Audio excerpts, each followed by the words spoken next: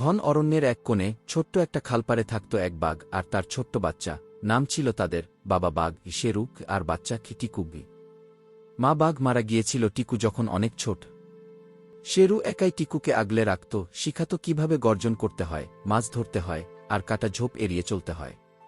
একদিন টিকু বলল, বাবা, আমরা কি একটা ঘর বানাতে পারি না, যেমনটা হরিণদের থাকে? কাঠের, মাটির ছাউনিও থাকবে গি। শেরু হেসে বলল, ঘর? আমরা তো বাঘ, আমাদের তো জঙ্গলি ঘর। কিন্তু টিকুর মুখের সেই আশাভরা চোখ দেখে শেরুর মন গলল। সে বলল, ঠিক আছে, চল ঘর বানাই। তারপর থেকে শুরু হলো তাদের ঘর তৈরির গল্প।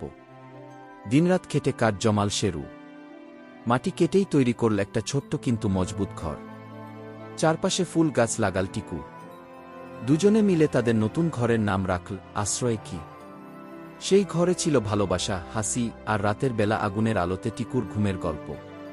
শেরু বলতো, এই ঘর শুধু কাঠের না, এটা আমাদের স্বপ্নের জায়গা গু। কিন্তু সুখ যেন বেশি দিন থাকে না। এক রাতে ঝড় উঠেছিল, বাতাসে গাছ হেলে পড়ছিল। হঠাৎ জঙ্গল কাঁপিয়ে একটা বিশাল দানবের মতো হাতি এসে হাজির। তার চোখ লাল, রাগে জ্বলছে। এ হাতির নাম ছিল মাত্তাল। সে ছিল জঙ্গলের সবচেয়ে ভয়ঙ্কর হাতি। সে অন্যের শান্তি দেখতে পারত না। হাতি গর্জে উঠল, এই জঙ্গল আমার। কারা এখানে ঘর বানায়? এক পায়ের থাবায় সে গুড়িয়ে দিল টিকুদের ঘর। কাঠ ভাঙল, ছাউনি উড়ে গেল, ফুল গাছ মাটি চাপা পড়ল। টিকু চিৎকার করে কাঁদতে লাগল, আমার ঘর, আমাদের স্বপ্ন। শেরু কিছু করতে পারছিল না। সে শুধু টিকুকে জড়িয়ে বলল, ভয় পেও না বাবা, আমরা আবার ঘর বানাব। টিকুর চোখ দিয়ে টপ টপ করে কান্না পড়ছিল। সে বলল, কিন্তু হাতি তো আবার আসবে গি।